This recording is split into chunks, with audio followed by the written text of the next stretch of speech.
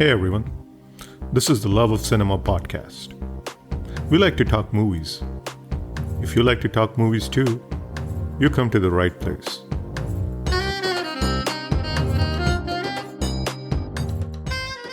In fact, I'll tell you something. Even today, when I buy a new pair of headphones or earphones or anything, the song that I try is Chandralekha all the time. Or probably, like it could be Chandralekha or Veerapandi Kotele, one of the two. Veerapandi, yes. I Definitely. still try that as a first song ever for a new piece of headphones. I don't know why. It's just very sentimental, I think.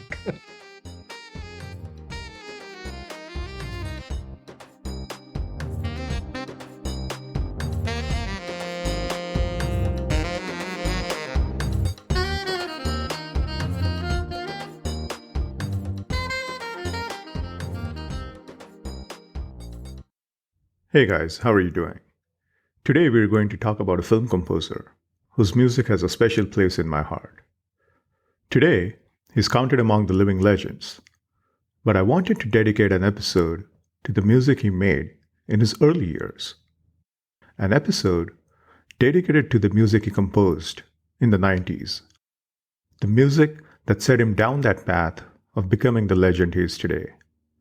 Of course, I'm talking about A R Rahman, and specifically Rahman of 90s. This is Himanshu, and you're listening to the Love of Cinema podcast. There are many reasons why I think Rahman's 90s canon deserves special mention. When most people talk of 90s Rahman, they usually talk about Roja, Gentleman, Kadalan, Bombay. They might also rave about Rangila, Hindustani, Dil Se, and Tal, all classics.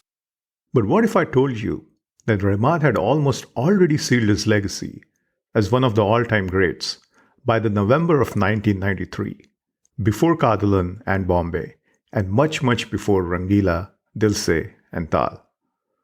Why do I say that? Here's why. Rahman burst out on the scene with the landmark Roja soundtrack, which released around August 1992.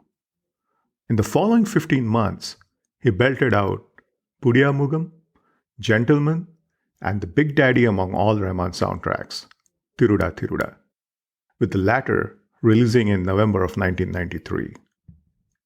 Think about that for a minute.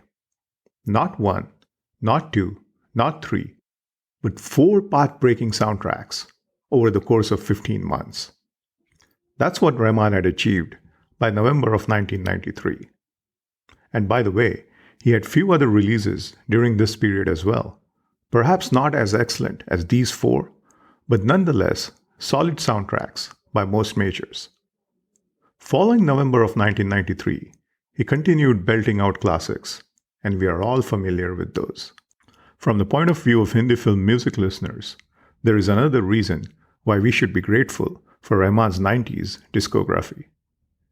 At a time when composers felt constrained to pander to the lowest common denominators, Rahman dared to upscale the public taste. For my generation, those who grew up in the 90s, that was huge. He gave us music which we could be nostalgic of and proud of at the same time. And this is not to say that there wasn't good Hindi music in the 90s aside from Rahman. But we all had an inkling that we were listening to something special, something way beyond quote-unquote good music, something with great shelf life when it came to Rahman. And now, looking back after 30 years, that seems about right. To talk more about Rahman of 90s, his generational impact, and to dive into some of the lesser-heard bangers by Rahman, we have someone very special joining us on the podcast today.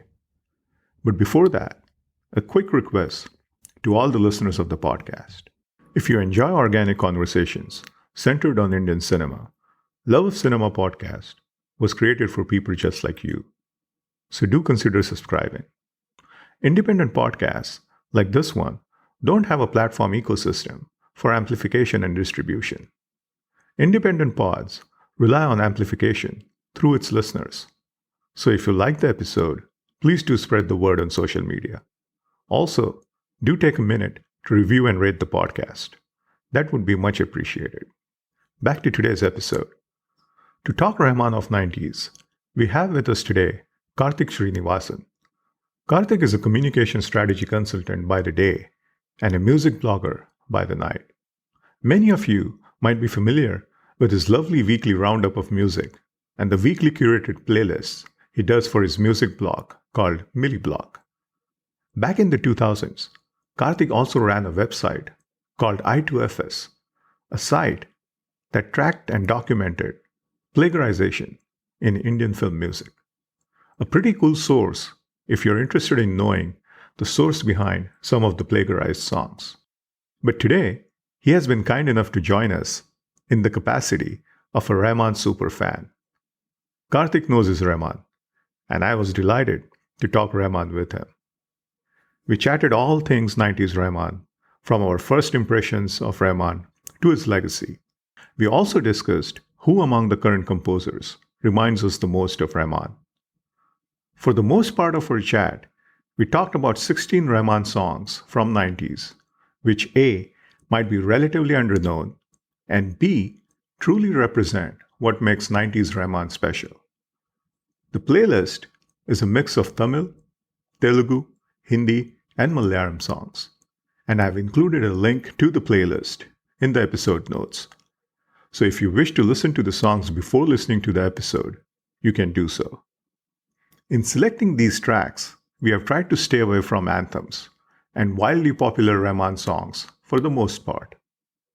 This was done in the interest of keeping the discovery factor high for most listeners.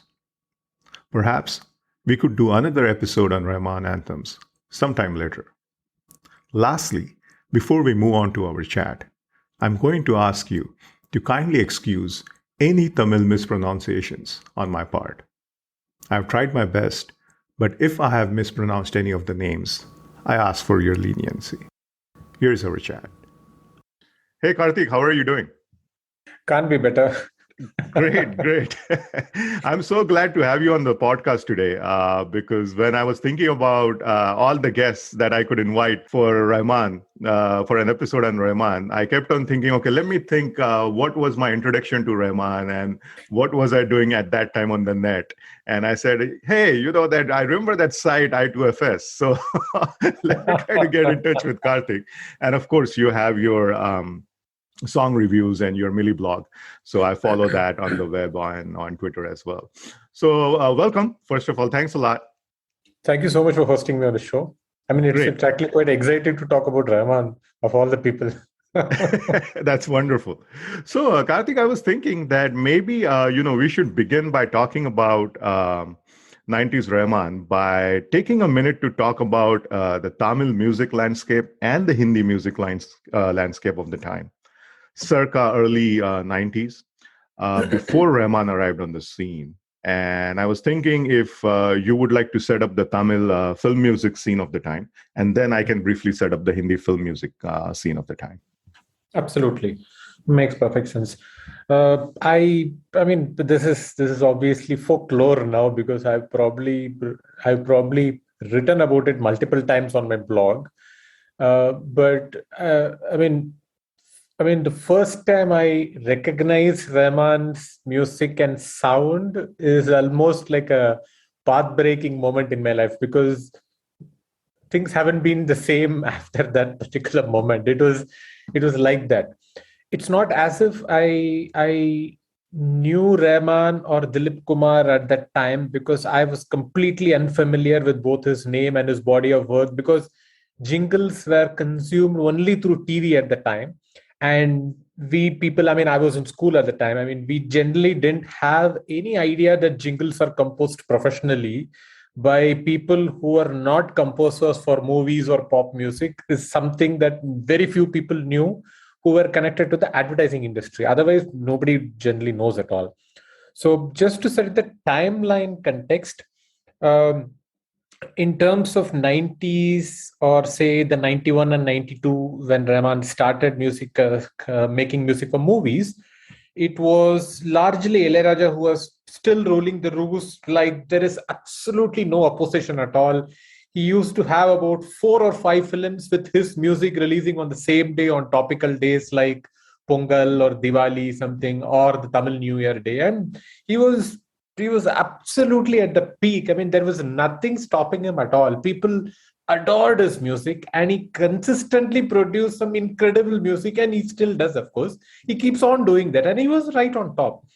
But there were occasional blurbs, and I say blurbs because you just can't touch Raja at all. I mean, he's actually in a different universe altogether. Blurbs, which sounded very different. For instance, one of them, who's still composing right now, he has three names. In Hindi, he is called Cream. In Telugu, he is called Kiravani, Kiravani, and in Right. Tamil, he is called Maragadamani. So he's got the same guy, has got three names, and he's fantastic. He's a fantastic composer. And now most of India knows his music from Bahubali, and then now what's coming in RRR, what's coming. So people know his music. But back then he was fairly new. He started composing for Telugu in around 89, 90, or about 88, 89, 90. And just after about a year or two making his debut in Telugu, he made his debut in Tamil also. And in a very, very successful film where there was sparkling music that you haven't heard from Raja yet. And I thought, wow, this sounds good. I mean, that movie was called Alagan. It had some insanely good music and very creative music, not just mass music, but that songs that uses Carnatic ragas really well. And there was a good grasp of sound. Everything was fantastic. And What year was this, Karthik? Pardon me? What year was this? This was 91. Aragon was 1991, just a year before Rahman made his debut. So, and it was sparkly music. And I still remember the first song that I heard in the Tamil equivalent of Chitrahar, which used to be the only outlet for hearing new music back then, right? These days, we just take up the phone and see YouTube mein dekhte hain kya hai. But those days, it was just that Friday evening show from 8 to 8:30 where they show only 3 songs or 4 songs with a lot of ads packed in. That's the only avenue to hear new music. And then there was a song that they played from Aragon for the first time. And I thought, wow, this is a sound that I've never heard so far in Tamil music. Who is this composer? And I was so floored. Wow, there is still some novelty in music that is, I mean, like that can be different from how Raja composes it. Wow, this is quite bold. I didn't know what's going to come in 92, but at the time I was very happy with it.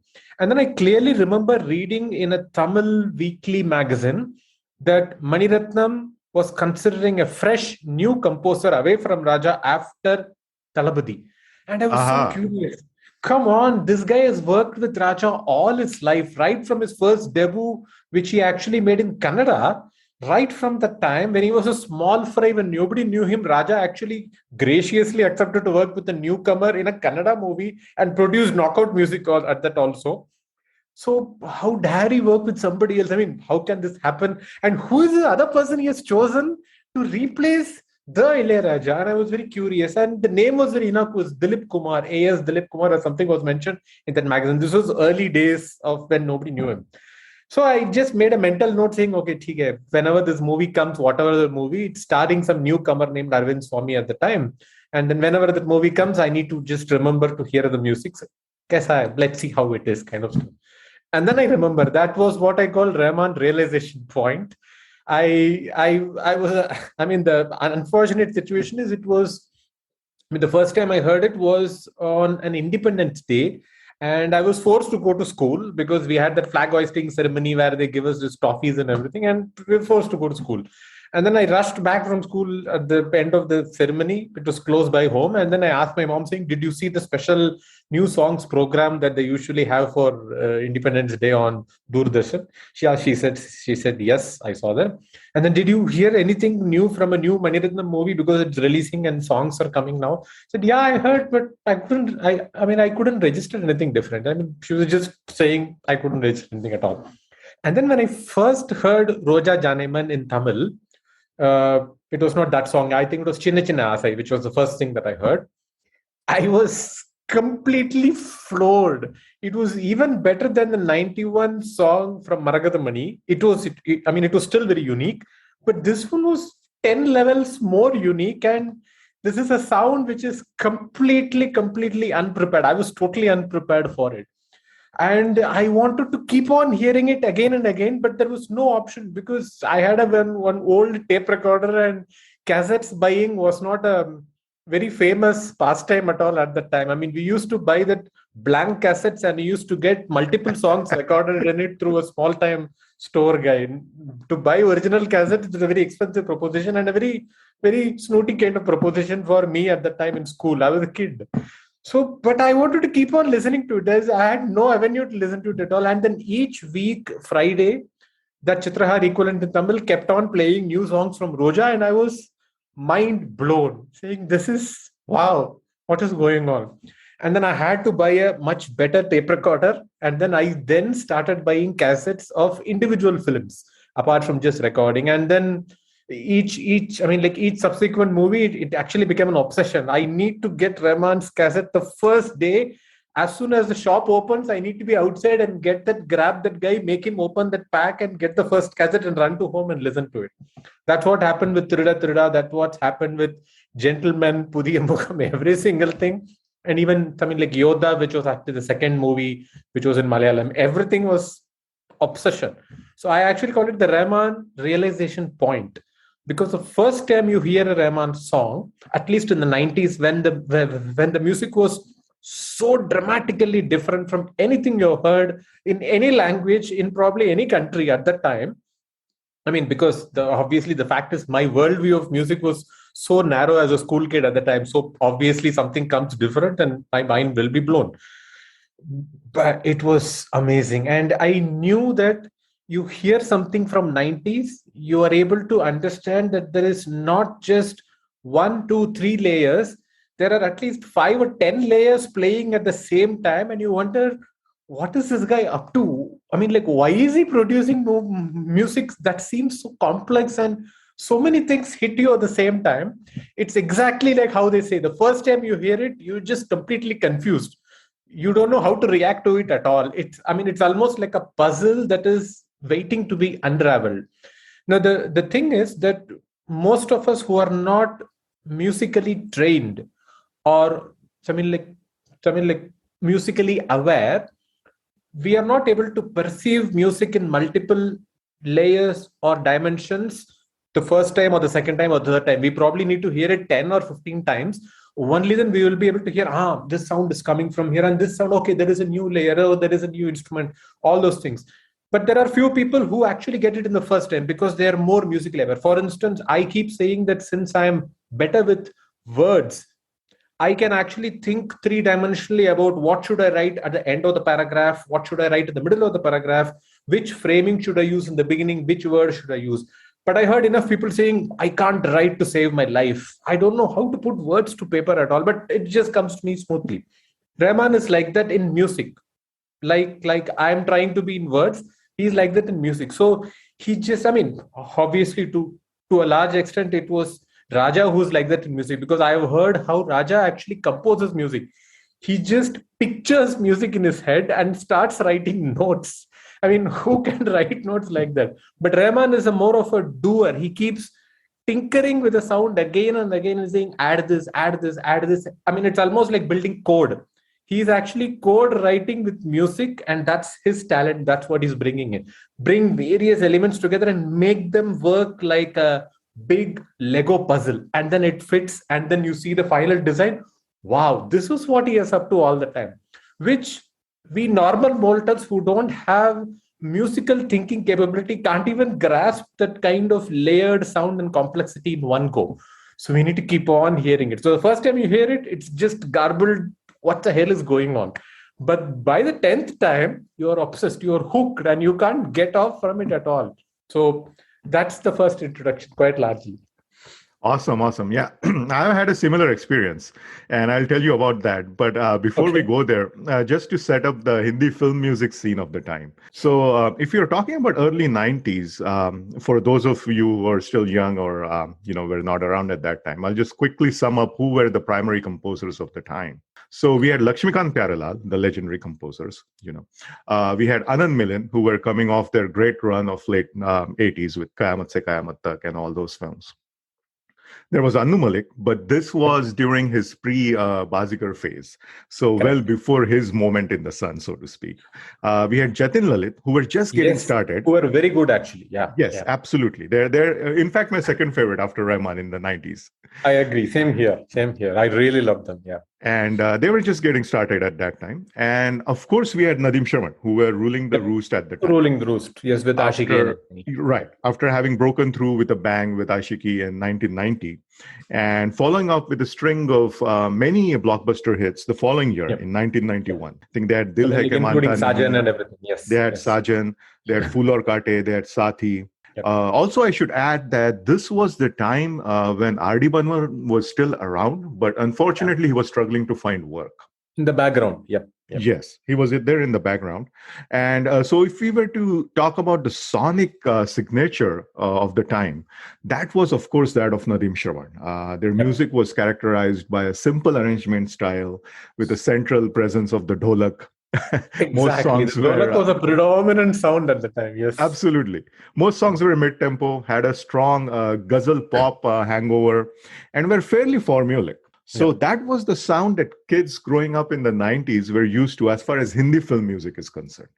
In fact, I should probably add one small thing here. Since I was very interested in music and I didn't have any avenue to listen to new music, I used to tune to I'm not sure which radio station it was, but it used to be in the evenings around 8:30 to 9 to 10 in the Indian time.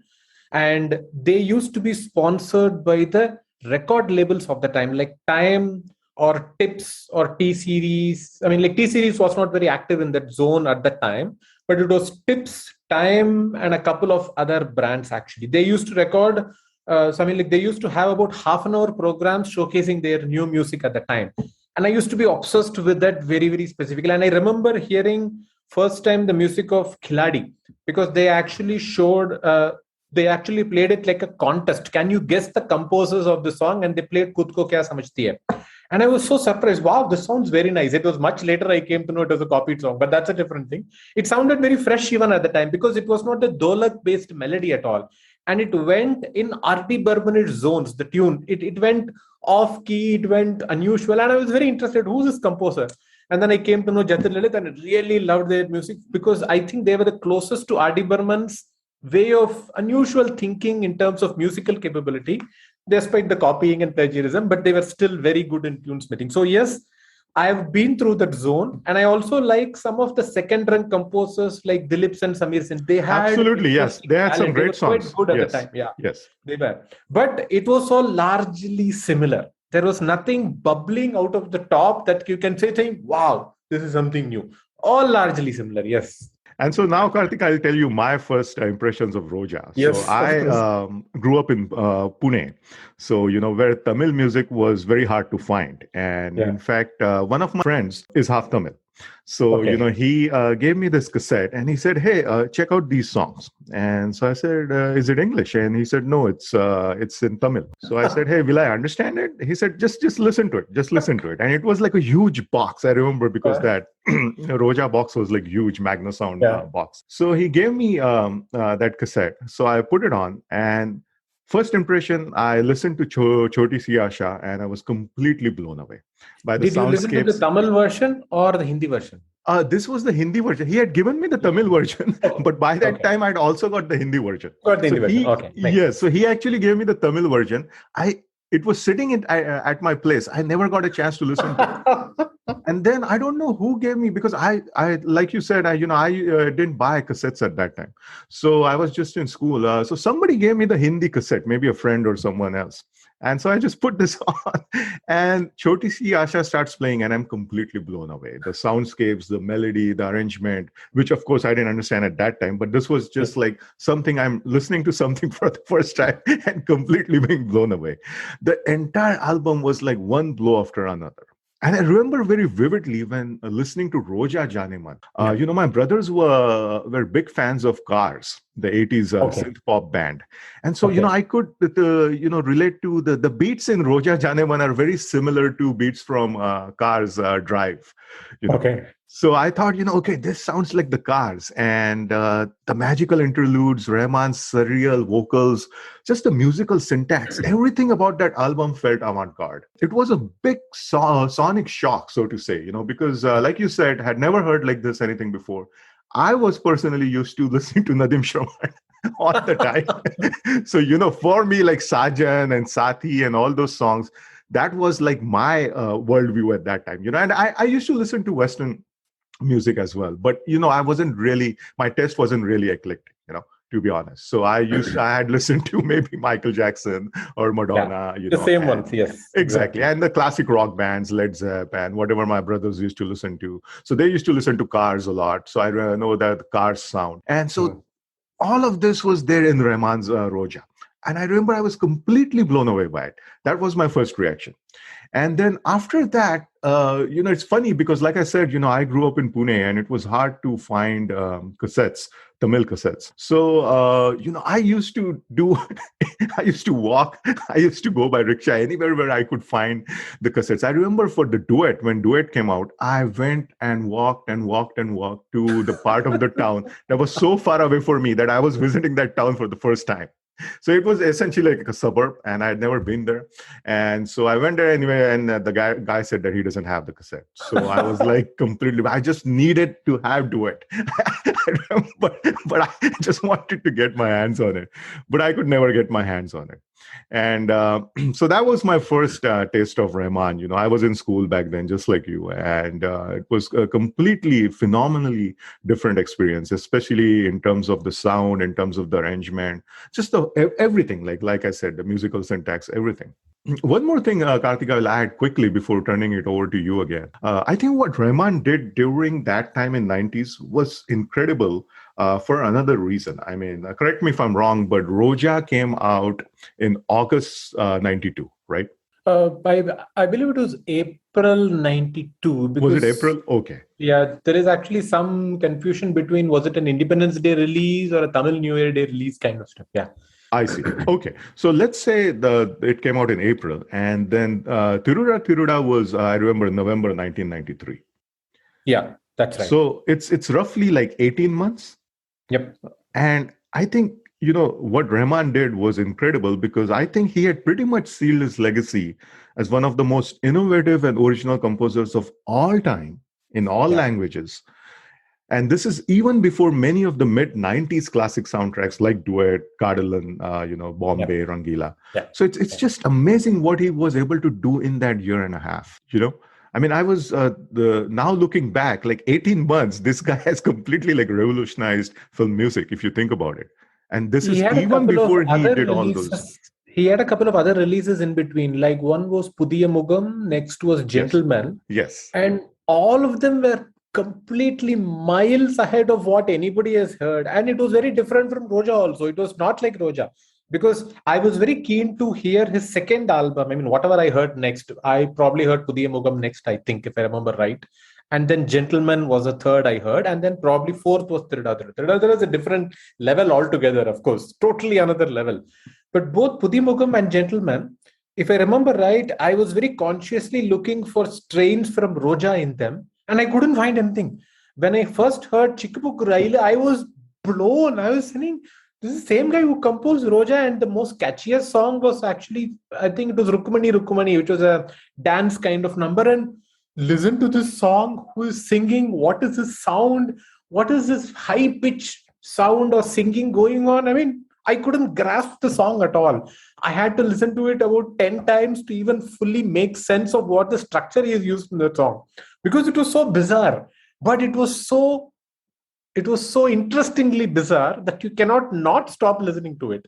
You have to keep on listening to it and then make note of, okay, this goes like this, this goes like this. Oh, okay, that's why. Ta-da! Okay, that's how it goes. And he just delivered new album after album with completely fresh sounds. And I was wondering, where did he get all this from at all? And the funny thing is, when Roja came out, I remember a lot of people said that, hey, this guy looks like a one-trick pony.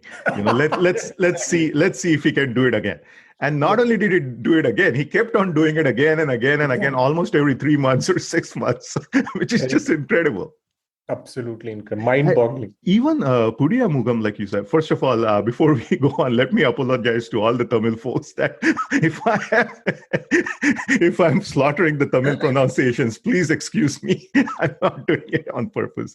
But I remember even that soundtrack was a nice kind of a segue between Roja and the rest of the stuff, because it still had that Roja hangover. And maybe that was because the producers wanted a sound like Roja, or wanted that particular soundscape. But that's such a solid soundtrack. I mean, it's a terrific soundtrack, and I know you have picked one of those songs from that movie, so we'll talk about that later. But moving on, Karthik, one more thing I wanted to do before we go on to talk about the songs that we have picked in detail is just the reason I wanted to do this episode on the 90s canon.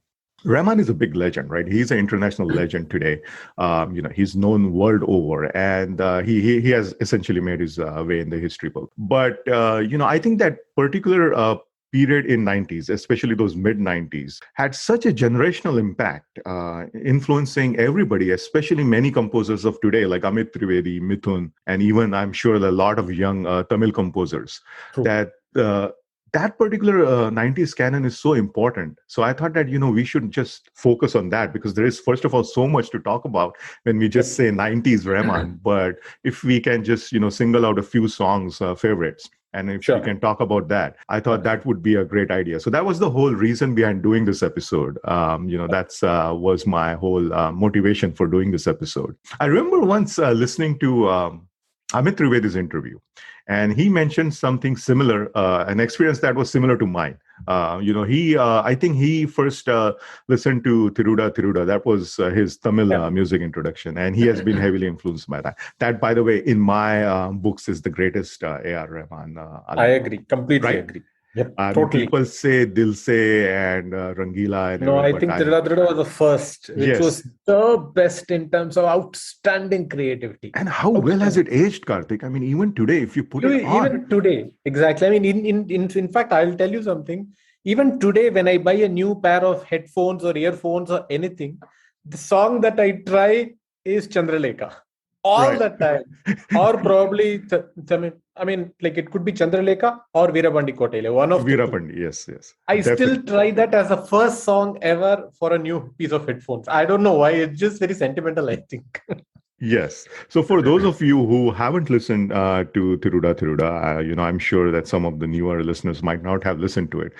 Please check it out. That, like Karthik was saying, is a personal favorite of a lot of people who are a huge Rahman fan. I personally love that album. I think that's his career best. So definitely check it out. So Karthik, shall we move on to the songs now?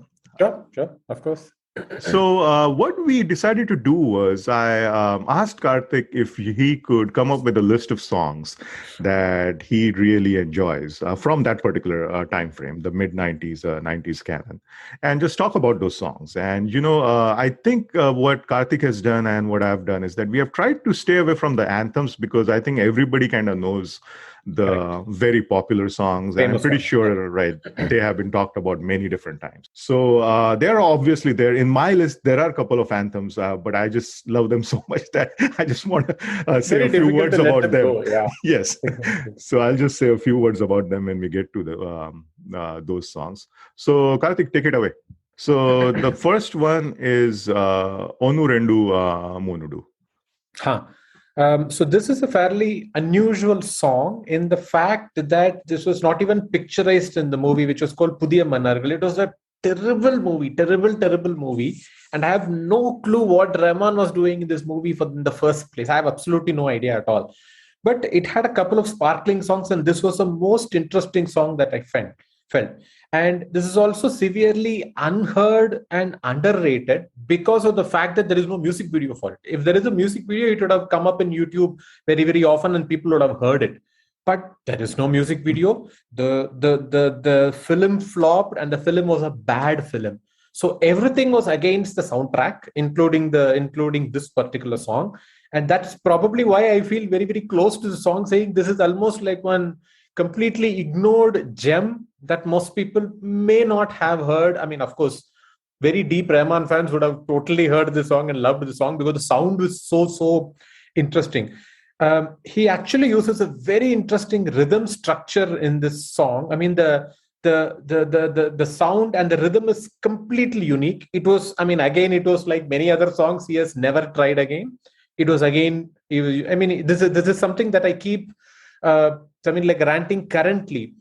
I don't hear this kind of sparkling newness in the rhythm of the newer Rahman songs these days.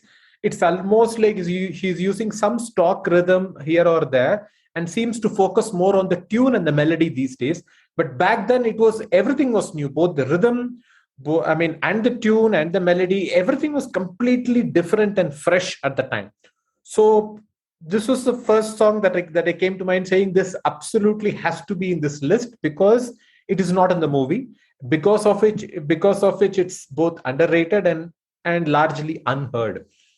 And I feel so sad that there is no music video for this actually, because it's such a catchy song. They could have made, I mean, it's probably there in the director's archive, but it never made to the movie. So because of which we have never seen it at all. But it's such a catchy song. And this is one of those songs. And there is one more song in the list, which I also want, like this song.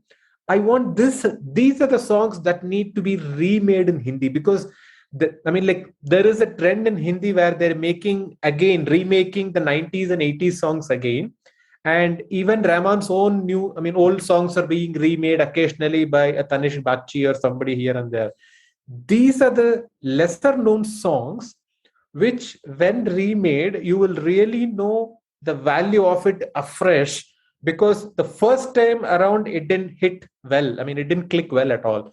But now if it does, then you would know that it had a great chance back then, but we just blew up the chance because the director couldn't actually make the song or add it to the film kind of song. It's a brilliant song. It has a great Raging Strings section too. I remember exactly. The interlude it's terrific. Yeah. And more interestingly, it's got a very nice interplay between the male and female vocals who are literally having a conversation kind of stuff. I mean, it's almost like a dance competition going on. It's almost like that famous 80s song where you have a dancing competition where one guy does this and the other guy dances and then he does this and then he's talking. It's almost like a call and response kind of interplay between the male and female vocals. And it's almost like a man versus woman kind of competition going on in the lyrics. That's what's going on actually. I mean, it's almost saying, I mean, the guy is saying, this is what I can do. This is all that I can do. And the woman is saying, girl is saying, this is what I can do. And finally, I don't know who wins, but that's a kind of interplay going on. But brilliant songs from every single way. Unfortunate that there is no video. Somebody should make a music video of it right now with the same track, and I'm sure it will be a phenomenal hit. There's a big opportunity there for someone. And this is also, were there many songs that were sung by Mano and Chitra?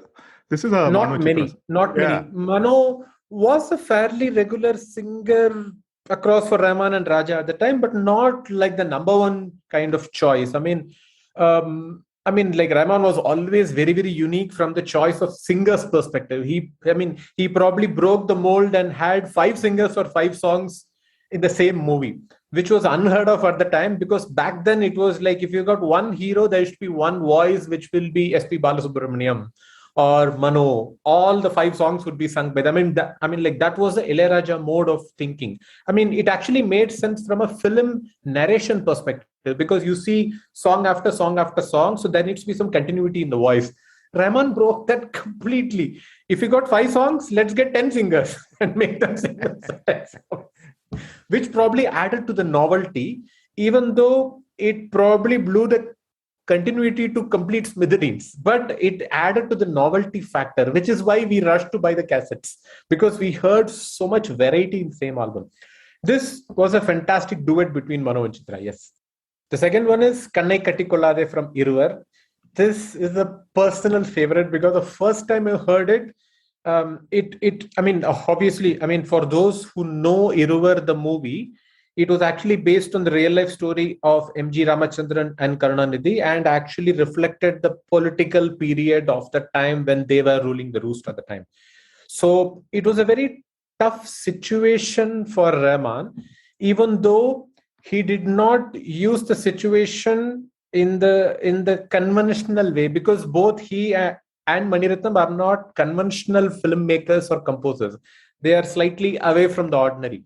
So, for instance, if you're trying to recreate a period, you would want to stick to that period's authenticity. But that's not Rahman at all. He's not going to stick to that authenticity. He's going to make mincemeat of that situation and period, but retain some elements of it and bring a new flavor that he is bringing on his own, and make one phenomenal mincemeat of it that you can't put your finger on saying, am I hearing 50s? Am I hearing 90s and 2000s? What am I hearing? I don't know. I'm probably hearing both. So probably the logic is, if you stick to the 50s and 60s religiously, you would only appeal to the 50s and 60s people who grow up. You won't appeal to the 90s people. So you need to come to a middle point, or probably have about 75% of the 90s and about 25% of the 50s, 60s. So it becomes relatable. And that's where the advertising sense of Rahman and Mani Ratnam comes to play. You need to appeal to an audience, and your audience is the 90s people. They are the audience. So you need to appeal to them first. So the sound is completely modern, but the way the voice goes and the way the singing goes and the lyrics are from that earlier period. So it's almost like MGR's song, because you actually see the actions also on the screen. It's almost like there is a movie called Anbeva where MGR goes to Shimla and then he does something.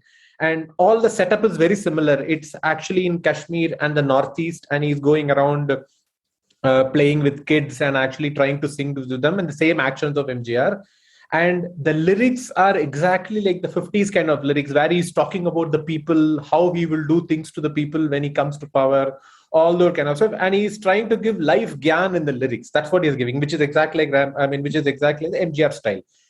That lyrics, it is actually layered over completely fresh, brilliant, modern 90s sound. It was goosebumps inducing for the first time when you hear it. It's almost like MGR was coming to 90s and actually making a pitch in a brand new movie. I mean, this is how it might sound, kind of thing. So, I mean, the whole album is amazing. But this particular song, with that kind of lilt that it brings, it was a very nice, beautiful lilt that it brings. And the singing by, I think it was Hariharan, he was phenomenal in the song. And he was quite new at that time in terms of voice. He was quite new and fresh even in Tamil.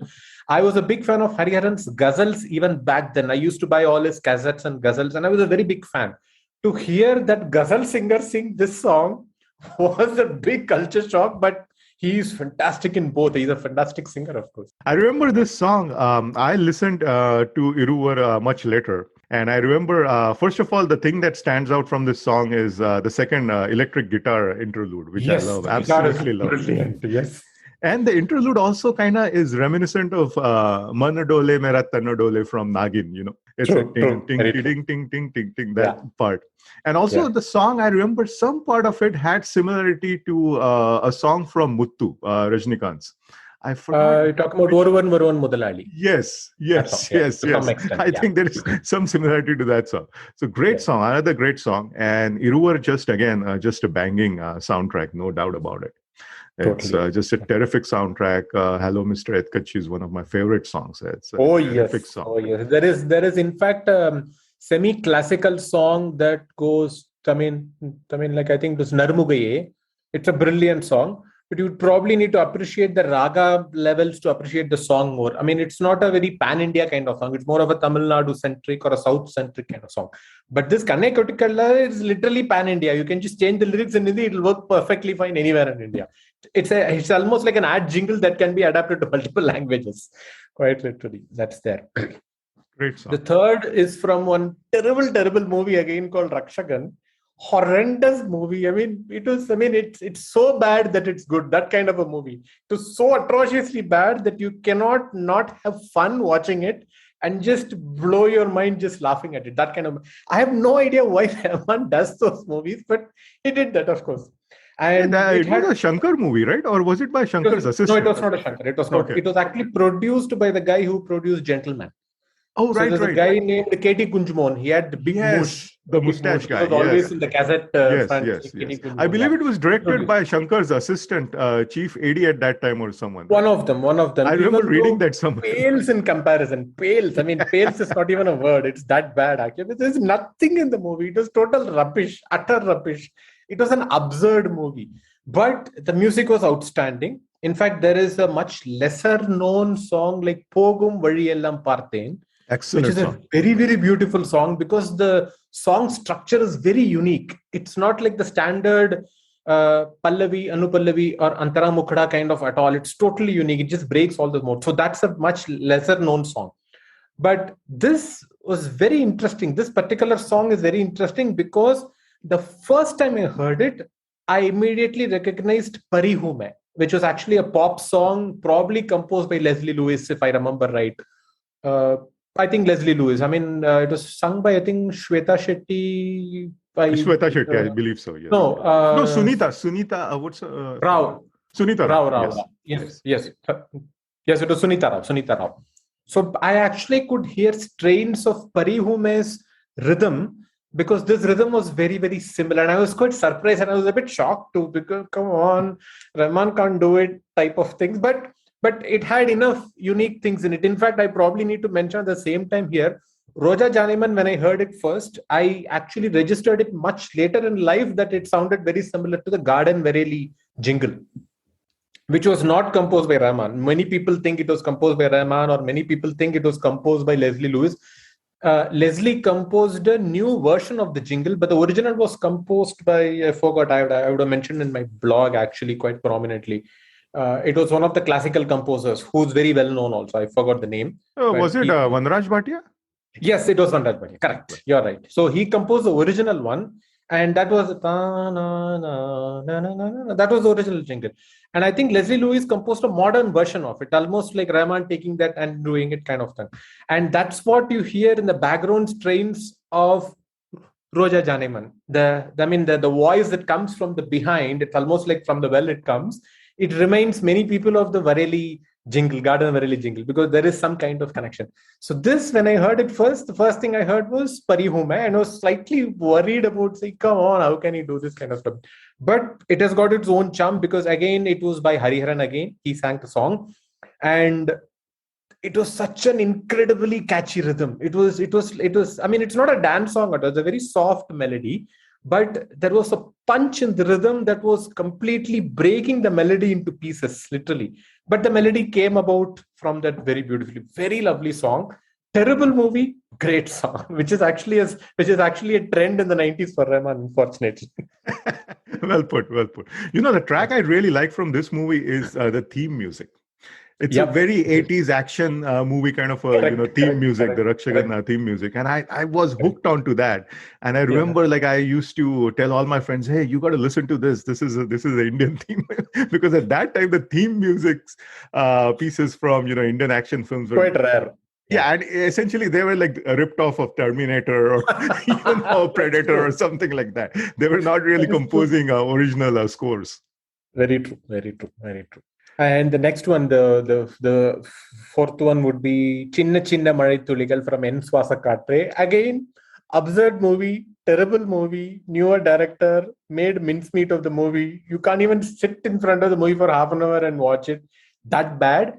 But one of my favorite rain songs. It's actually a rain song. And if I remember right, Arvind Swamy is completely drenched in this song, all through the song. I mean, he's just getting drenched all over the place in Chennai roads, basically. Again, this song was exactly like Chandranai Tottadiyar in terms of the rhythm, because the rhythm is exactly goes with the words basically, because each word is one line in the melody actually. Chandiranai Tottadiyar Armstronga. So that's exactly that comes in. In fact, even I'm sorry. So that, which is actually the earlier song that I'm talking about. Chinna Chinna Malai Tuligal Serthu Vaithu, kind of stuff. So again, the same thing happens because there is a very strong punch in the rhythm. That's what draws you in first. Eventually, when you hear it about 4 or 5 times, then you actually start registering the beauty in the melody also, and the interludes and the melody that comes in. And this song is particularly very beautiful for the lyrics also, because it actually talks about the rain and the beauty of rain so beautifully. It's so well. It just explains. I mean, if you actually understand Tamil, you would be able to appreciate the beauty of the lyrics also to that, and fantastic. I mean, right from the beginning where it starts with a small tinkling kind of sound, and then he actually goes oru tuli virda kind of stuff, and then it goes to the original song. Very lovely song.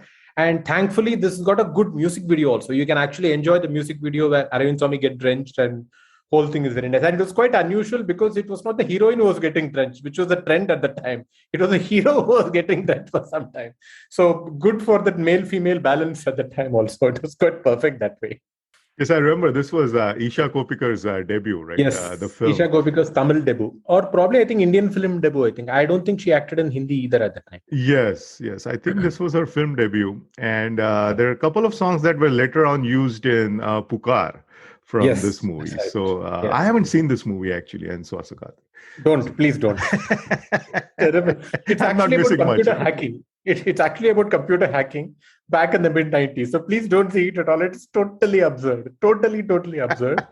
Even though many people thought they would see it for the sake of Arvind Swamy thinking it will have something like Roja, but nothing nearby at all. Nothing. It was totally terrible movie. Absolutely waste of time. So don't even go there. The next one is a personal favorite from an album perspective, because May Madam, I would rate it probably in the top 5 of Rahman, because out of all his earlier albums, this was probably the most, how do I put it? There is a word in Hindi where they say Therav. So, I mean, like, there is a sense of calmness in the whole album, even though the movie was terrible again. I actually saw it in a theater in Salem with just 2 people in the theater, me and one more person. And it was day 2 of the movie releasing. Day 2, second day of the movie. 2 people in the theater, empty theater, and by day 3 it was gone. The movie was gone. It was that bad movie, by the way. But I actually quite liked the movie because it was quite passable. It was not a bad movie. It was just a slow-moving, boring movie. It was not a bad movie. It was not like Rakshakan or Enswasa Katre. I mean, it had a heart, of course, so it was a good movie. And the album was brilliant. Most people actually relate to this album from Margari Puve. That's the first song that comes to their mind when they hear May Madam.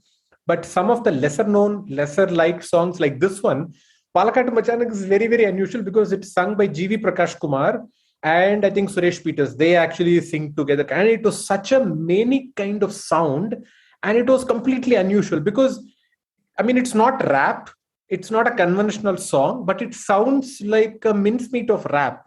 I mean, it's not rap at all because he's going, and then you're hearing saying, is he singing or just reciting? What is going on? And then you get a flow of the song, and then you understand the song, you grasp the song. The interludes are brilliant because they try to use a tap dancing kind of sequence. Phenomenal interludes. And I think G.V. Prakash Kumar was a kid at the time, and he had a ball singing the song because he actually starts the song. He starts with Palakattu Vachanak and then goes again and again and again.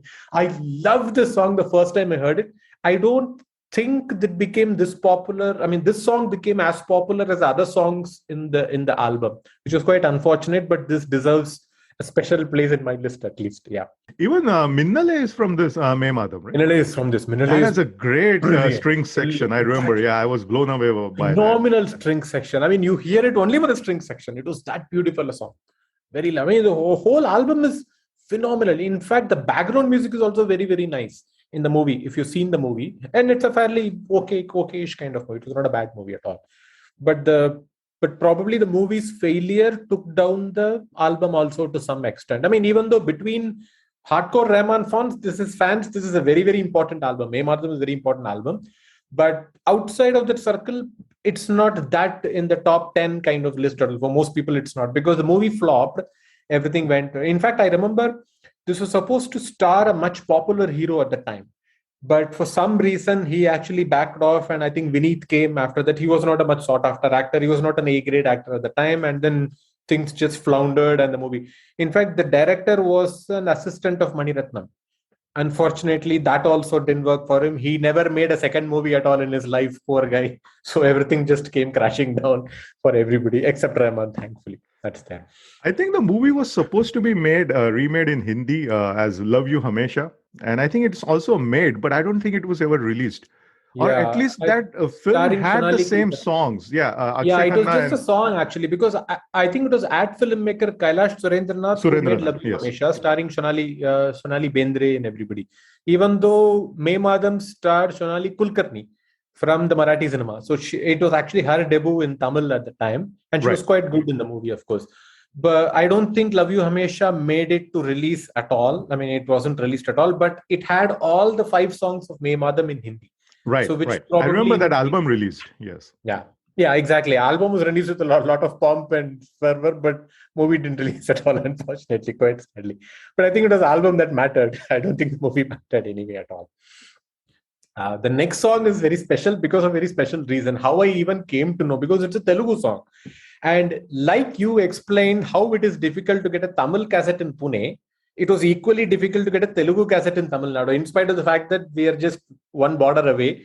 But you would find it only in Chennai. You won't find it in other places in Tamil Nadu. You won't be able to get a Telugu film song at all.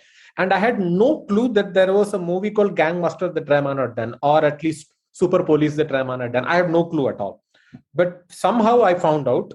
And then I searched in Coimbatore when I was living there, and Salem, wherever I used to live there, and searched for the cassette of Gang Master Super Police. I couldn't get them at all. I went to, exactly like you, went to the distant parts of the town and asked the cassette shops. Nobody had even heard about it.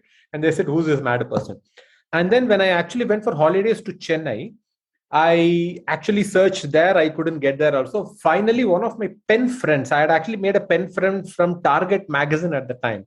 She used to live in Chennai. I used to live in Coimbatore. And she actually sent me this cassette. It was a gift to me. She actually found it in Chennai because it's easy to find in Chennai. I'm still friends with her on Twitter after 30 years. I'm still friends. And I was quite shocked that she is the same pen friend from that time. And she sent me the dual cassette of Super Police and Gang Master. So I mean, like side A was Gang Master, side B was Super Police. So it's a very treasured gift that I had at the time. I mean, I don't have the cassette anymore at all. I don't even have a cassette player anymore. So those were the days, of course. And Hello Hello was a very unique song because, again, as usual, unlike anything you've heard from Rahman, again the same thing. It was such a hush hush song. There was no high pitch, nothing at all. Everything was very calm and mild and going on. I knew that it was a remake of Sir because this movie was actually a Sir remake. And if I say Sir Hindi, everybody remembers Sir, Sir, oh Sir, we love you from Anu Malik. That's what everybody remembers. But there was one, I think, one Barish song in Sir also, if I remember it. It was a famous song. And that's the equivalent of this one. This is the equivalent, even though there is no Barish in this. This is a phone-based kind of song. And it was very unusual. If you see the music video, you will be very surprised because the hero is trying to call the heroine. And then there is no mobile phone at the time because it was mid-90s, early 90s, mid-90s. So he actually goes from one place to another making a call. And from payphones, from a hotel, from a restaurant, from somewhere else, from somebody's house, and all this stuff. Keeps on calling her from various places. And you'll be wondering, saying, come on, yaar, aajkal to mobile phone hai na? We just keep calling and there is nothing stopping us talking at all. So, which is why it's called Hello, Hello, because he keeps calling her again and again, kind of stuff. And it's such a calming song. The first time I heard it, saying, there is no highs, there is no catchy rhythm, there is no danciness, nothing at all. And everybody is singing so hush hush, mild, almost like it's too late to actually make noise right now, kind of song. And it was a very appropriate song from the scene also. It was all night and everybody is trying to keep it calm and he just sings on phone, kind of stuff. Very beautiful song. The first time I heard it, I couldn't understand anything at all because it was in Telugu. But I loved this song back then because there is this one line, LOVE, love, and then it goes basically. I used to obsess with that line. It's such a nice kind of line that goes. Such a beautiful line, a lovely song. Actually, even now I heard it, I have goosebumps hearing this song. And a killer of a prelude, the keyboard. Totally. It goes awesome. Extended, actually. It's a very long prelude, actually, and very slow, gentle prelude, basically. And you need to keep your volume in full to hear that prelude. Otherwise, you will completely miss it because it's so mild, basically. But very that's signature Rahman, yeah. Totally. The next song is a personal favorite because it's such a such a, how do I put it? More like a Telugu Mawali version of song, because it's almost like uh, a Sadak Chap kind of song, but Tapori in song. Rahman's own sensibilities, basically. That's very unusual. And this is the kind of song I want Tanish Bakshi to remake, because this is a very catchy song and instantly relatable to everybody, because it's got such a rhythm. It's got such a brilliant beat in it that you cannot not stop dancing to it. It's just made for movies, made for masala movies, basically. But unfortunately, nobody is going to remake it, which is quite sad. But brilliant song. And I couldn't hear I couldn't understand anything at all, because it was on side B of the same cassette she gave me, my pen friend gave me. And I must have heard the song multiple times again and again, because how catchy it is. And unfortunately, Rahman used to make very catchy songs back in the 90s. These days, there is no catchiness in his music at all, but that's probably his evolution in life. He is just looking at things in a very different perspective, unfortunately. Like, fortunately for him, unfortunately for us, that's the difference, basically. But I used to love this song, Pakka Gentleman Me. And it had this false Kavalish kind of humming and alap and all that stuff. And it looked like Rahman was having great fun creating this song, because it was not a classy song at all, but it was classy in a Rahman way when he's making a Sadak Chop song, which is the best part about Rahman, because even the worst song has got that kind of standard to live up to, basically. A threshold, yeah. And Exactly. This song was also remade in Hindi. I forgot in which album, but it was remade in Hindi. It was a very bad movie again. Or was it a dubbed version of a Gangster? I don't know. Must be dubbed, actually. Probably I think could be. Like Super Police was dubbed, because it was not an original. Oh, sorry, Hindi this is movie. Super Police, right? Yeah, Super Police, not Gangmaster. Right. So I think there is an opportunity for the song to be reused in Hindi at some point. Hopefully somebody would listen to it. Yeah. Uravan has a special place, because Uravan is almost like May Madam, very underrated, very, very softer kind of music, not ebullient or enthusiastic kind of music. And it probably went with the movie's theme also. It was a very sad kind of movie. And it was also a fairly boring movie to sit through, because there is no stuff at all. The more interesting thing is, Uravan's director first made a movie with Ilayaraja's music, and it was a blockbuster. It was called Idiom, and it had phenomenal music. I think it was 1990, if I remember right. And it had blockbuster music that people still remember in Tamil Nadu very, very loyally, because they love that songs from Idiom. It's a very, very cult album at the time. For a second movie that he chose Rahman was a big shocker and big surprise. He didn't go back to Ilayaraja. It was a very big shocker. But he actually made a couple of more movies, and all had Rahman's music. So probably they had a good vibe making movies, even though his movies after them were quite terrible. The same director's movies were quite terrible. It didn't click big time at all. Even though some of them worked well from a commercial perspective, even though it was quite banal and bland, but it worked well. Uravan was a very largely boring movie, very, very low-key kind of movie, nothing popping out of the screen at all. But it had very creative music, extremely creative music. So this song, I remember hearing the first line. It goes "Kaathu kaathu dina kaathu," and then there is sound. It goes, and it goes in opposite direction. As in, okay, she sang "Kaathu kaathu dina kaathu." Where is this going? I couldn't even grasp it. Again, like most songs, I couldn't grasp the sound at all. And I was wondering what's going on. And the way she sings the song is very unique. I think it is Chitra who's singing. The way she's singing is extremely unique, because she goes... it's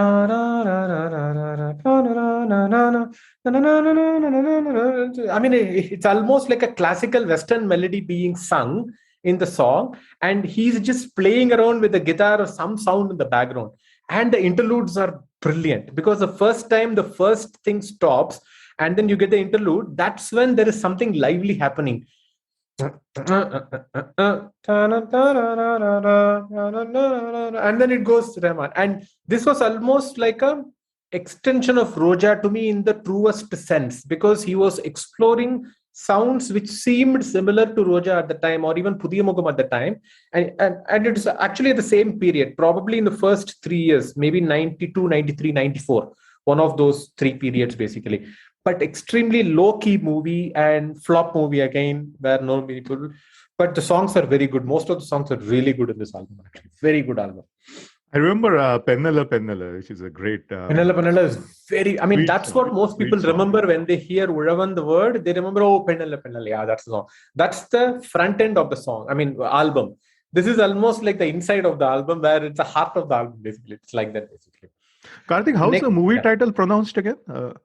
Uravan. Uravan. Uravan. Okay. Uravan. I mean, that Ra is very unique to Kerala and Tamil Nadu. It's not available in any other Indian languages. Both Malayalam and Tamil have Ra as a word. Right. Ra. Right. Yeah. Because it's spelled Zhavan, right? There is no equivalent in English to explain or even contextualize that sound Ra. It's very unique to Tamil and Malayalam. So, like even the word Tamil has Ra. Yes. Same thing in Marathi also. There's that saw like a joint kind of. Yes, I remember. Yes. I remember. Correct. That's true. You're right. You're very right. Actually, I quite like Marathi, the sound. It's very unique in terms of sound. The next one is, of course, from Pudhiya Mugam, Julai Madam. The most popular song in Pudhiya Mugam is probably Alagu, because everybody loves that Alagu and it's a nice melody and blah, blah, etc. And I think it was Julai Madam where Rahman was truly having fun. He was really, it's almost like the September Madam song from, what is that film? I keep forgetting the film. Entendrum Punnagai. Yuva, right? Not Yuva.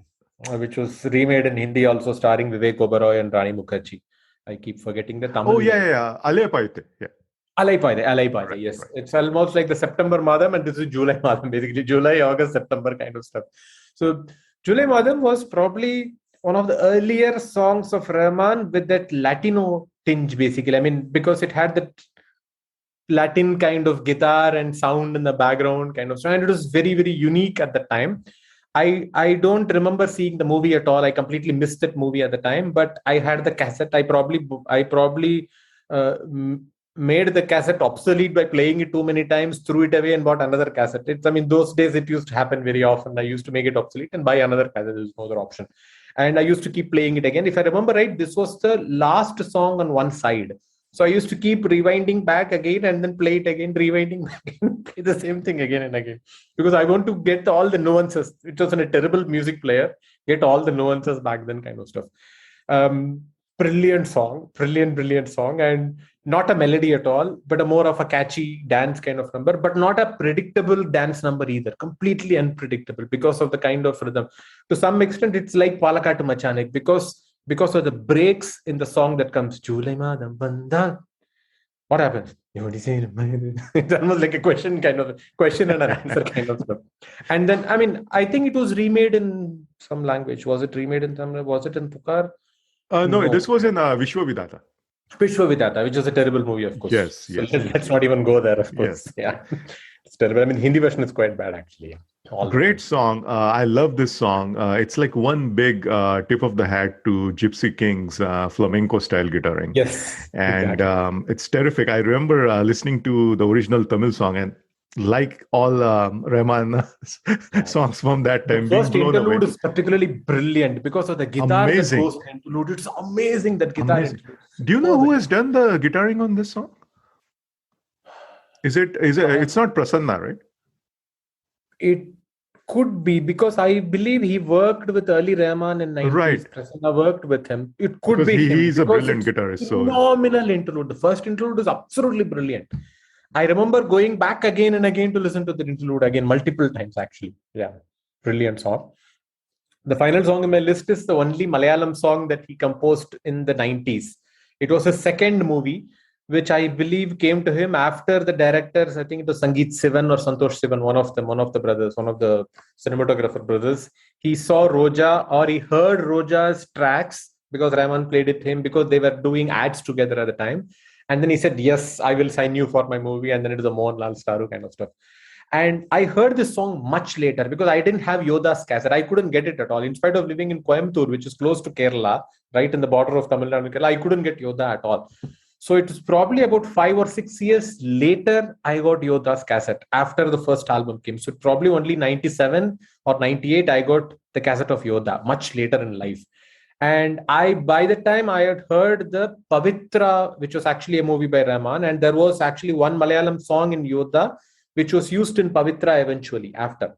So I heard that Sevanam song from Pavitra. Oh, yeah. Which was I see. first present in Yodha, actually. It was Was it? originally Okay, called, I didn't know that. yeah. Okay. So it was called Mambuve. That was the first song in Malayalam first. And then Rahman reused it in Pavitra because the director asked him, saying that's a nice song, can we use it? So I heard the Tamil version first and then heard the Malayalam. But this song was unique. It was not used in any other language at all, completely. And this is a totally bizarre song because I couldn't place it with any genre, any context, nothing at all. It was completely fresh, like most other songs of Rahman. We keep saying this again and again, but he had done it so many times. That's the brilliant part. And I think it was it KJ Jestos or Hariharan, one of them, who sung that? I completely forgot. No, it was actually a Malayalam singer. I think it was Jayachandran who sung the song. I think it was Jayachandran. Yeah, Right. Yeah, Jayachandran sung the song. And phenomenal song. And the more I hear it now, I'm still getting goosebumps because of how unusual the whole sound is. I believe they were trying something like China or like that period kind of sound or music, because it was based with something to do with Mohanlal going and protecting the little Chinese, whatever. So like a Dalai Lama or a Tibet kind of sound. Right. That was happening. And I think Rahman tried to bring that sound into it. But Yes. again, he does it on his own style. He doesn't just take it lock, stock, and barrel. He just takes strands of it and then completely makes something new out of it. So brilliant. Again, the interludes are phenomenal. Yes. Because there was this has almost like a Trida level of orchestral flourish. There is so much happening in the background, lot of layers to unlayer and unwrap and enjoy. And this was one of the songs. And thankfully, I heard it about 5 years later. So I had already heard some of his best songs in the first 5 years. And then I heard this, it looks perfectly fine. And then I realized this was a second movie. It was just after Roja. So he had done it long ago. I was the one who was quite late, actually, because I couldn't get the bloody cassette at the time. So those were Karthik's favorites. I picked a few other songs, and I just wanted to talk about these songs real quickly because I think there's so much to it that speak about what kind of sets Rahman apart from the other composers. So the first song that I had on my list is, of course, Veerapandi from Tiruda Tiruda. And for those who haven't seen the film, I really like the film too. This is a Mani Ratnam film. It's a caper film. It's a comedy caper kind of a film. The album is, like we said earlier, is complete knockout. It's a classic. It's total classic, and it's a favorite of both of Karthik and mine. And this particular song especially is a great example of the sheer audacity of Rahman's compositions and the range, the orchestration in the first interlude, a song that's heavily laced with Western classical influences, the chorus, the opera-esque second interlude, the absolutely lovely double bass in the second interlude. I mean, these kind of small touches that Rahman has done in this song is something truly phenomenal. I mean, the song is just an example of Rahman's masterful crafting. This is a master at work, and this particular song is like the crown jewel of this particular album. I agree. Like I said, Tiruda Tiruda is my all-time favorite Rahman soundtrack. And if you ask me, his career best. So, this particular song from this particular album especially kind of showcases that. So if you haven't listened to this song, I would highly recommend this song. So definitely check out Veerapandi from Tiruda Tiruda. The second song that I wanted to talk about is Khamosh Raat. This is from a film called Takshak that came out in the late 90s. So the period is a little bit later. I know we have been talking about mid-90s for the most part. But this is a Govind Ninali film. And I love this song for two reasons, Karthik. First, it's just a great track by itself. But it also stands out for one another reason. I think Khamosh Raat is a showcase for, like I said, setting Rahman apart from other composers when it comes to quote-unquote inspiration. I was What going do to I say mean that. by You that? picked it up. Yes, of course. So what do I mean by that, right? So the Antara's base of Safety Dance by Men Without Hats. Men Without Hats is a Canadian new wave band of 80s, and I think they still do music. But Rahman and Rupkumar Rathod completely make this song their own. Especially my favorite bit is the third Antara, where Rupkumar Rathod goes, Jeene ka tha hum mein dam, Correct. which comes with a nice twist, and it completely changes, the syntax of the song. So it's a great example of how you can be truly inspired, as opposed to lifting the song and take it to another level. But it takes someone of the brilliance of Rahman. There is And one more to it, actually, if you didn't know that. Khamosh Raat, even the word means silent night.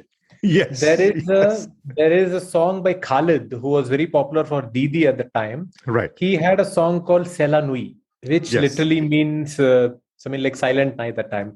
yes, And they sound very, very similar, even though similar. there is no overlap in terms of the tune or the composition. But when you hear both back to back, you would probably be in the very same mood listening to both of them, because the tune is very, very similar but not identical. And you hear both back to back, you'd probably appreciate both even more, actually, quite interestingly. And that's what true inspiration should be, right? I mean, you are listening to just like, I mean, Rahman is just like us, like any other person, right? He's Yeah. listening to a lot of music and everything Yeah. is sitting in his And it head just flows subconsciously. within him, basically. Exactly. Right. Okay. But somebody else, I don't want to take names, might just lift the complete tune Yeah. as opposed to Rahman, who's getting inspired by that particular, one particular section or piece, and then he's completely making that his own. So it's a great example. And going back to another song, like Sevanam, like you said, from Pavitra, that's also, I mean, that cues off essentially from Wake Me Up. But, That's true. from Vam's But Wake quite Me Up. dramatically different at the same time. That's the Exactly. irony. But then he completely changes it. So Yes. that's, Rahman's beauty. Like he gets inspired from all these classics or, well-known pop songs and everything, but then he completely makes it his own, which is how it should be like. Yeah. So Khamosh Raat is definitely a song I love. Definitely check it out if you guys haven't. The film is not, the film is okay. I actually love this Interesting enough. film. Yeah. Yeah. It was a very different film. And it didn't do too well. But if you want to check it out, check it out. It has a great performance by Rahul Bose. So True. I really would recommend the film as well. The next song that is in my list is Bole Sajni from Doli Saja Ke Totally Rakhna. Saja Ke Rakhna. Yeah. And I love this song. This is a Sonu Nigam, Kavita Krishnamurti song. And again, the song is a complete encore for these two great singers. So Rahman just lets them fly. But this is, again, a nice showcase of a characteristic of Rahman that I really like. And that is that, he excels at blending distinct genres and styles of music. And here I want to make a differentiation between fusion and blending styles, because in fusion, you're literally fusing two different styles together, melting them into one, right? But that's different than blending. What I mean by blending is more along the lines of transitioning, like segueing into different style. So from one style to another with a seamless, effortless transition. Case in point, second interlude of Bole Sajni, where there is this magical, seamless transition from a brass section to classical tarana. Yeah. And it blows my mind every time I listen to it. And I must have listened to this song, at least 100 times. But every time I'm blown away, in spite of knowing what's about to come. How beautiful of an interlude is that? In fact, two more things. This was a remake of a Tamil movie which had blockbuster music by Raja. So he had a very high bar to live up to, because it was very well-loved music in Tamil version. It was original, actually. Tamil was the first time the movie was made, or probably there is a Malayalam version also. Malayalam was remade into Tamil, and then Tamil was remade into Hindi eventually. All three had different composers. All three had complete, because Malayalam had different composer, Tamil had a different composer, and Rahman. So he had a very high bar to live up to already. And I would probably say that this is almost like Rahman's closest which comes to mainstream Hindi sound at the time. It's not 100% Rahman sound where it's completely different and dramatic and interesting. It's not 100% Hindi cinema sound of the time. It's almost like a blend. It's almost like Rahman is trying to blend in, but in his own way. He doesn't want to do it in a different way. He doesn't want to dramatically stand out. Or it's probably the Sonu Nigam voice that brings that kind of quality to it. One of the two. But I thought it was very perfect for that period of Hindi cinema and that sound. And he was trying to ape it in his own way, which is very unique to Rahman usually. And it's also a very characteristically Priyadarshan song. Priyadarshan remade exactly. this. So Correct. It sounds like a song from Priyadarshan movie. It has that template to it as well. True. Karthik, the soundtracks were different in all three films, right? I mean, this is not, the songs were not... Different. Okay. No, so he hasn't taken Ilayaraja's composition. At all. In fact, there was also a Telugu remake. And that also had a completely different soundtrack by a Tamil composer named Chirpi. So four versions, completely different songs across all four. No overlap whatsoever at all. So it's quite unique that way as a plot. Great. So it's great to know that Rahman did borrow the composition from Raja. He won't dare to. Yes. The next song in my list is a song from Prabhudeva Nagma film that came on the heels of Kadalan, which is Lovebirds. And the song is Malargale. I hope I'm pronouncing this right, Karthik, by the way. And please correct me if I'm wrong.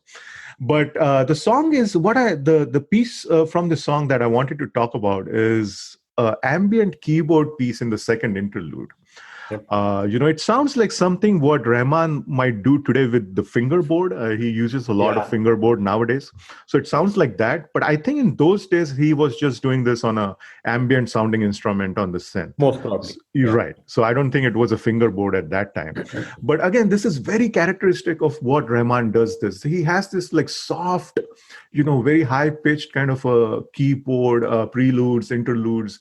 It's just magical. I mean, he just goes and I have a feeling that he always improvises this at that particular moment, because you can tell like a classical singer or like a classical instrumentalist, he's like literally having fun with it, So I think this is not something that is, he has noted down that he's going to be doing this at this particular time. It's just like what he feels at that particular time when he's in that zone.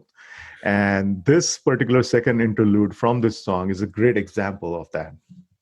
Actually, the first interlude is very popular from a commercial perspective because it goes heavy percussion and all that. Yeah, that is phenomenal. That's quite popular as a piece of music itself. Everybody identifies that with that entire movie, actually. It's quite popular. And the video is pretty cool too, with its like tacky visual effects. Exactly. Very bad visual effects. I remember. Typical 90s. So that's there. The movie again is Lovebirds, so check it out. Especially if you like Prabhudeva and his dancing. The next song is an anthem. This is from one of the most popular Rahman soundtracks, which is Kadalan. And the song that I wanted to talk about was Kadalikkam Penin. Udit Narayan. This is just a crazy cool song. And I think what it does is that it slaps Udit Narayan's quirk and SPB's class with Rahman's quirk. And it's probably one of the catchiest beats. Just a fun song all around that's steeped in like 90s nostalgia, when you think about 90s Rahman. And just a fun song that, you can just put this on and just listen to it. And before you know it, it's over because it's so catchy and it just whips past you. Yep. In fact, we used to sing that in the classroom, and the teacher couldn't find who is humming that at all because we were just humming with our throats, actually. We used to hum it like a group in the classroom, actually. Very popular song at the time, actually. And how cool is the video? Totally. It's actually quite nice, actually. I mean, very well choreographed as a video and using SP Balasubramaniam as a prop also. It was very nice, very nicely done, very imaginative, actually, very creative. Yes. SPB is simply classic in this. I love that. I mean, he's actually very good in the movie also. It's quite good in the movie. Yes, it's a great performance, yes. Moving on, the next song is from another Priyadarshan film, which is not that well known. It's the film is Kabhi Na Kabhi.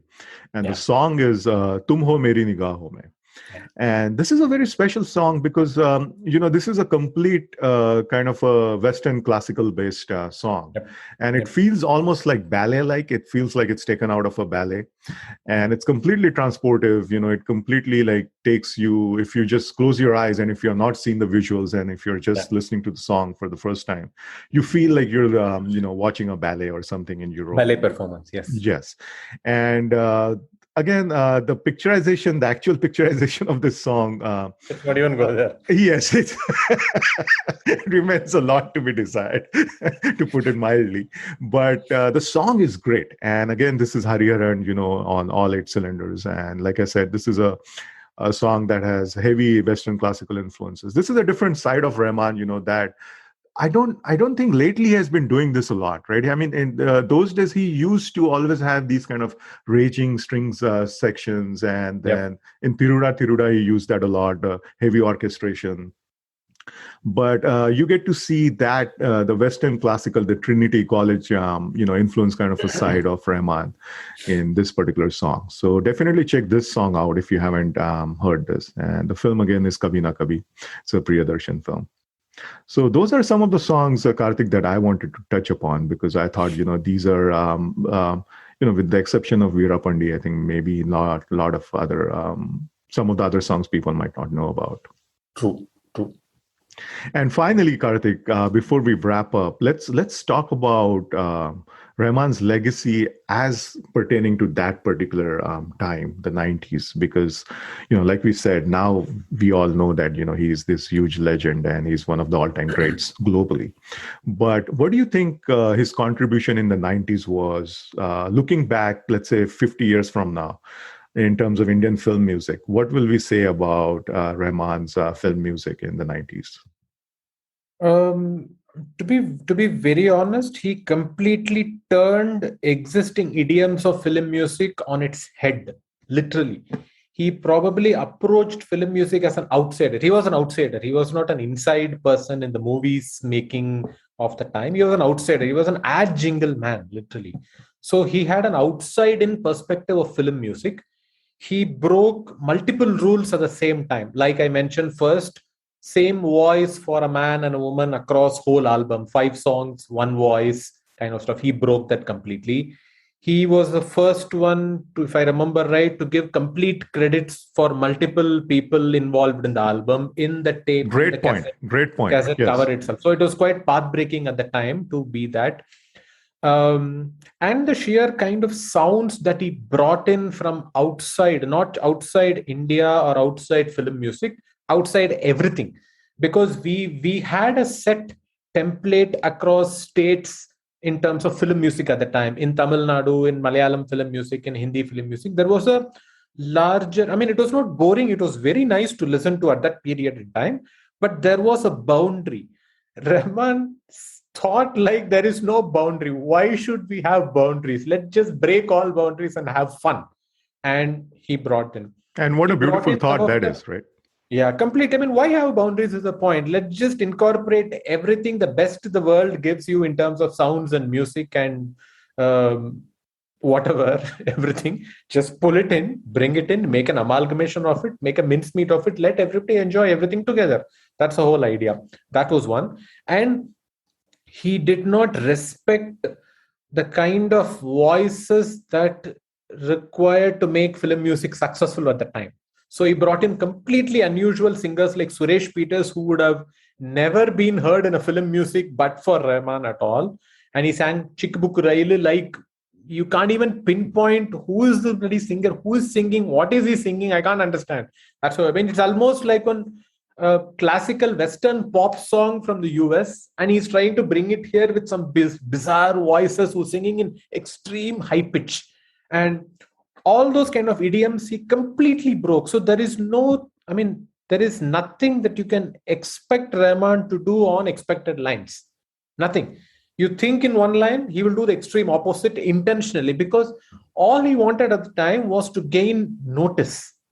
And he was noticed for his music at the time. So that's the path-breaking thing that he brought, because he brought an ad jingle sensibility.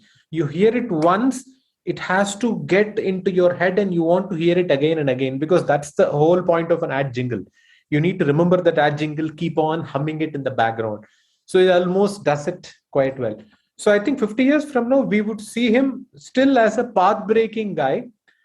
He went on to actually first understand what was going on in the industry at the time, and then take that, put it in a piece of bag, and then throw the bag completely away and then start totally afresh.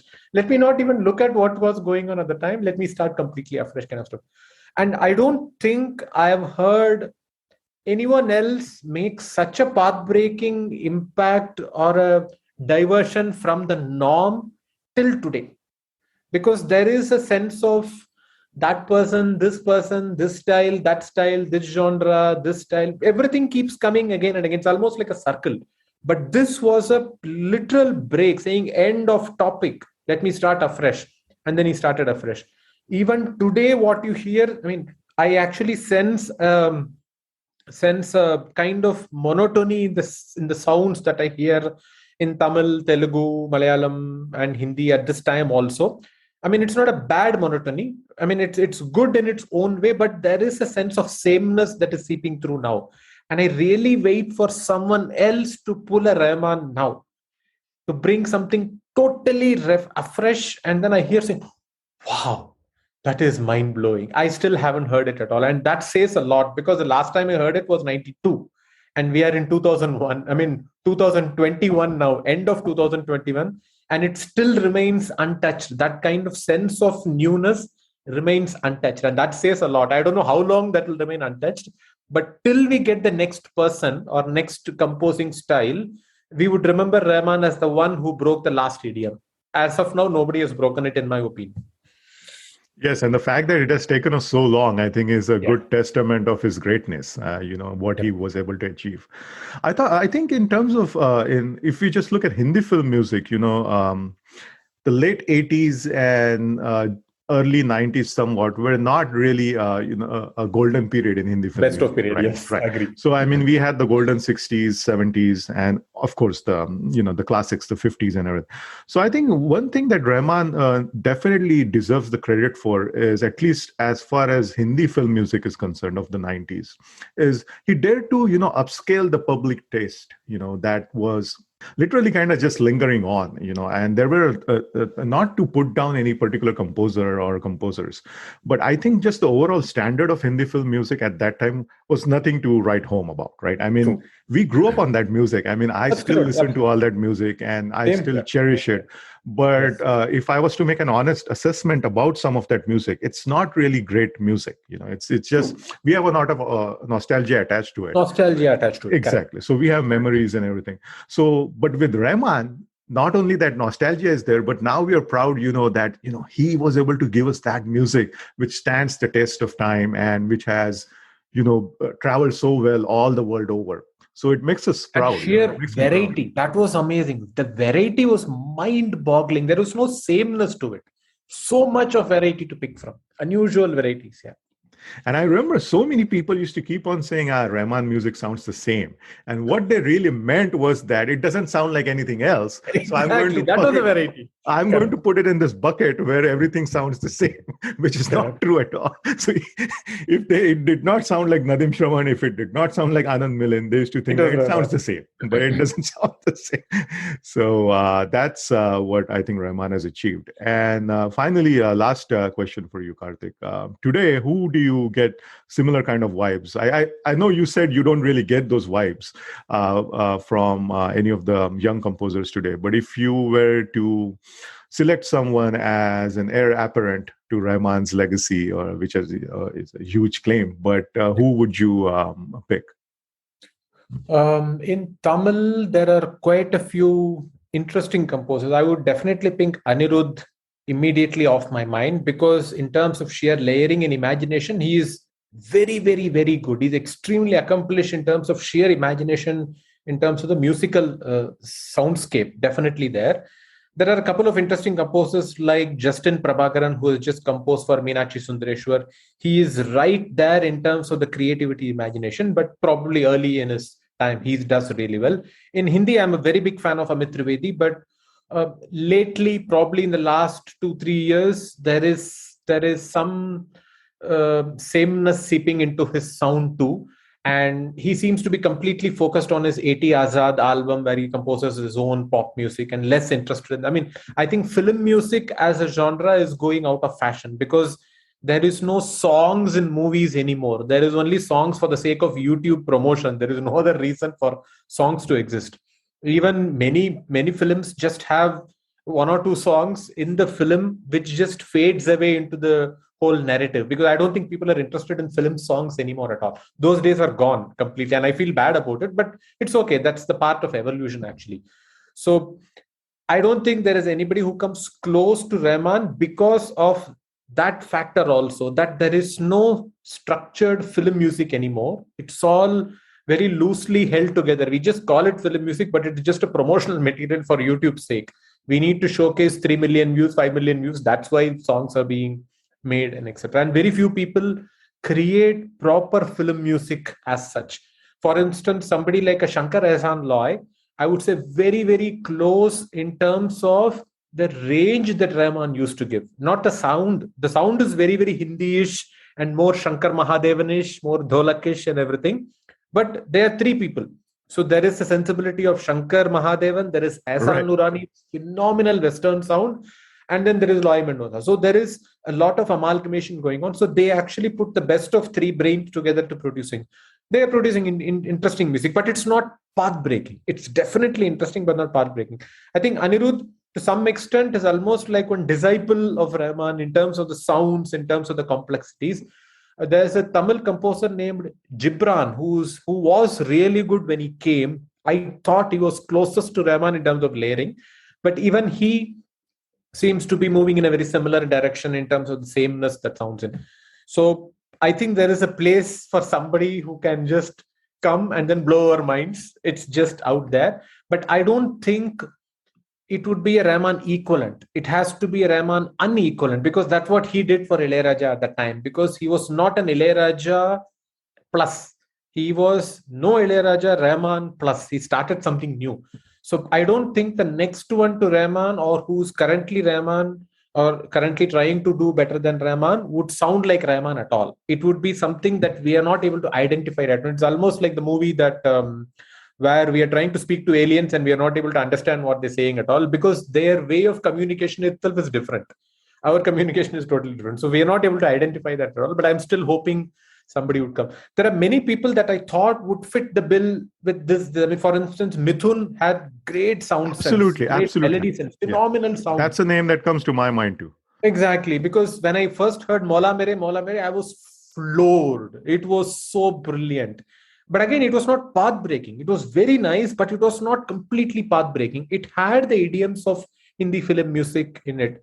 So even somebody like Vishal Shekhar, they are enormously talented. Again, not path-breaking, but the same idioms of Hindi film music. So everybody is very extending the sound in interesting ways, but nobody is taking the sound, throwing it away and starting afresh like Rahman did. And there is still a gap for that, I think, very confidently. I think, what do you think about Santosh Narayanan? He is extraordinarily I good. love his music, yes. Yeah, I really love his music, but I don't think he's the path-breaking kind of guy. I mean, he has a very unusual, I mean, he's almost like R.D. Burman in Tamil Nadu, a very unusual kind of sound which you won't be able to predict at all. That's there. But I'm not able to pinpoint what the sameness is. There is some amount of sameness. I mean, he goes back to his strings and violin very, very often, and he does it beautifully. I mean, his sense of tune is good, and he occasionally throws a complete surprise that you won't expect anybody from Santosh Narayan at all. For instance, that Karpi song, that was phenomenal. And I don't think I've heard anything. Awesome brilliant. song. It's a brilliant song. It's a very searing song. So he's there, and there are quite a few interesting composers like that. For instance, I've been betting on a Telugu composer named Shravan Bharadwaj, who's severely underrated. I've been hearing his music, and everything flops. Everything that he does flops, but brilliant music. So unfortunate. What's the latest he has done? There is one called Natyam. That's his latest that he has done in Telugu that released this year. If you want to start with Shravan Bharadwaj, start from an album called Malli Rava. Malli Raava. I mean, you would be able to find it in Jio7 everywhere, actually, Malli Raava. That's one of his best music. Everything flopped. I don't think the movie released. I don't think the movie reached. Nobody even hears about him. Nobody cares about his name. Very sad. But he's got a spark that I've not seen in other people. There is a certain spark there. So there are people like this, but nobody comes close to what Rahman was doing at that time. There is nothing like a clean break, a fresh, think new. Nobody is probably trying it as of now. Yeah, I agree with you. I think it's going to be a while before we have anybody with that kind of influence that Rahman had. Some of the names that you took, I hold them in similar esteem. For example, definitely Amit Trivedi. I mean, especially when he burst out on the scene, he has that kind of a, very inventive, innovative kind of a sense. Dave D, for example. Yes. Dave D, absolutely. So he was unpredictable for a long time, but now I also agree with what you said. There is a certain pattern to his music, and maybe that's because he's concentrating on his pop album and his pop label much more. Mithun, definitely. I think the huge similarity between Mithun and Rahman that I find is that I feel that their whole process of being inspired and being exposed to different music and then kind of incorporating that into their own style is very similar, I think, because I think they're able to, amplify their own style at the same time showing those hints of, the inspirations that have gone into their music. So I draw that parallel between the two. Santosh Narayan is lately, I love his music. Great music. I think he does very different things. He has a different way of thinking about music, I think.